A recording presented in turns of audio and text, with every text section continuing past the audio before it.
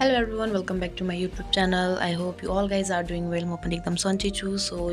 So हामी सबैजना जान रेडी भइसकेका थियौँ. म्यामले गाडीलाई बोलाइसक्नु भएको थियो. हामी रेडी भएर गाडी आइसकेको थियो. हामी गाडीमा बस्यौँ है. अनि गाडीमा चाहिँ रमाइलो गर्दै गर्दै हिँडिरहेको थियौँ. यताउति पहाड देखिरहेको थियो. अनि ठ्याक्कै गाडीबाट हामी ठ्याक्कै क्याङ्सी पोखरी झऱ्यौँ. अनि त्यहाँ सामानहरू झारेर हामी सामान बोकेर उकालोतिर लाग्यौँ. अनि उकाली पनि धेरै थियो. हामी त बाटो बिर्सौँ सोचेको, बाटो बिर्सेनौँ. यता निरु एकदमै थाकेर म्यामले हिँड्दै हुनुहुन्थ्यो. अनि हामी चाहिँ त्यो एउटा त्यो ट्रेनमा थियो कुछ पैसे बचाकर घुम्ने निक्ले वालामा बनाउने भनेर म्यामले बनाऊँ न त भनेर हामी भिडियो बनायौँ.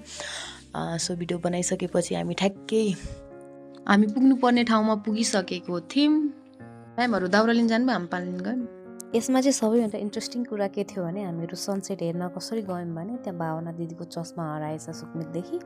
अनि म म्याम अनि सुकमित दिदी चाहिँ चस्मा खोज्न गयौँ. ठ्याक्कै चस्मा नि भेटायौँ. ठ्याक्कै चाहिँ सूर्य अस्ताउन लागेको रहेछ. अनि हामीले फोटोसोटो खिच्यौँ, भिडियो बनायौँ, रमाइलो भयो बेलुकातिर. अनि बेलुका हामी फर्क्यौँ, आगो सागो बाल्यौँ, कस्तो राम्रो भ्यू देखिरहेको थियो त्यहाँदेखि. अनि मैले भिडियो चाहिँ बनाएँ. ताप्दै हामी दोहोरी खेल्न थाल्यौँ.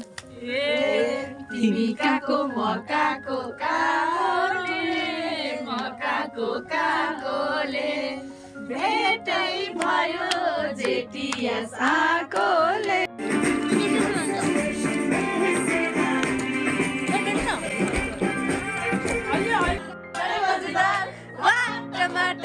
त्यसै हाम्रो रात सकिएसँगै हामी बिहान सनराइज हेर्ने भनेर पुग्यौँ. छिटो पुग्यौँ. त्यहाँ मैले म्यामसँग भिडियो बनाएँ, आफूले पनि बनाएँ. अनि बिहानै हामी चाहिँ सनराइज हेर्ने भनेर नि गएको. ठ्याक्कै हामीले जे होस् हामीले सनराइज हेर्न पायौँ. त्यसपछि सबैजना फोटो भिडियोहरू बनाउन थाल्यो. अनि एकछिनमा हामीले पूजा स्टार्ट गऱ्यौँ. पूजाको सामानहरू लगेर गएको थियौँ, त्रिशूलहरू अगरबत्तीहरू लगेर गएको थियौँ. हामी त्यहाँ गएर पूजा गऱ्यौँ. सो म्यामले टिका लगाइदिनु भयो हामीलाई.